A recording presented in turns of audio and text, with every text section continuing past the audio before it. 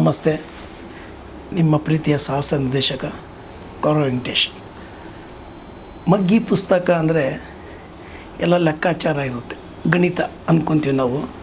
ನಮ್ಮ ಲೈಫಲ್ಲೂ ಮಗ್ಗಿ ಪುಸ್ತಕ ಬೇಕು, ಯಾಕಂದರೆ ಲೆಕ್ಕಾಚಾರದಲ್ಲಿ ಎಲ್ಲ ಜೀವನದಲ್ಲಿ ಲೆಕ್ಕಾಚಾರ ಇರುತ್ತೆ. ಸೊ ನಮ್ಮ ನಿರ್ದೇಶಕರು ಹರಿಹರಸನು ತುಂಬ ಸಿನಿಮಾ ನೀಟಾಗಿ ಮಾಡಿದ್ದಾರೆ, ಅಚ್ಚುಕಟ್ಟಾಗಿ ಮಾಡಿದ್ದಾರೆ. ಬಟ್ಟು ಮಕ್ಕಳನ್ನ ಯಾವ ಥರ ಬೆಳೆಸ್ಬೇಕು, ಯಾವ ಥರ ಉಳಿಸ್ಬೇಕು. ಸೊ ಎಲ್ಲರಿಗೂ ಹೀರೋ, ಸಿನಿಮಾ ರಂಗದಲ್ಲಿ ಎಲ್ಲರೂ ಹೀರೋ, ವಿಷ್ಣುವರ್ಧನು, ಸುದೀಪು ಹಿಂಗಂತಾರೆ. ಬಟ್ಟು ಮಕ್ಕಳಿಗೆ ಹೀರೋ ಅವ್ರ ಅಪ್ಪನೇ ಆಗುತ್ತೆ. ಸೊ ಆ ಸಾಂಗ್ ನಾನು ಕೇಳಿದೆ, ನಂಗೆ ತುಂಬ ಇಷ್ಟ ಆಯಿತು. ಯಾಕಂದರೆ ನನ್ನ ಮಗನ ಕೇಳ್ತಾ ಇರ್ತೀನಿ, ಯಾರು ನಿಂಗೆ ಇಷ್ಟ ಹೀರೋ, ನಿನಗೆ ಇಷ್ಟವಾದ ಹೀರೋ ಯಾರೋ ಅಂದರೆ, ಅಪ್ಪ ನನಗೆ ನೀವೇ ಹೀರೋ ಅಂತಾರೆ ಹಂಗೆ. ಸೊ ಈ ಸಾಂಗ್ ನಾನು ಕೇಳಿದೆ, ತುಂಬ ಎಷ್ಟು ನೀಟಾಗಿದೆ ಅಂದರೆ, ಸೊ ಕಣ್ಣಲ್ಲಿ ನೀರು ಬರೋವಂಥ ಒಂದು ಸಾಂಗ್ ಮಾಡಿದ್ದಾರೆ. ಬಟ್ ತುಂಬ ನೀಟಾಗಿ ಮಾಡಿದ್ದಾರೆ. ಮಗ್ಗಿ ಪುಸ್ತಕ ಅನ್ನೋದು ಜೀವನದಲ್ಲಿ ಮಗ್ಗಿಯಾಗಿರುತ್ತೆ, ಪುಸ್ತಕನೂ ಹಂಗಿರುತ್ತೆ. ಸೊ ಲೆಕ್ಕಾಚಾರವಾಗಿದ್ದರೆ ಜೀವನ ಲೆಕ್ಕಾಚಾರ ನಡೀತಾ ಇರುತ್ತೆ.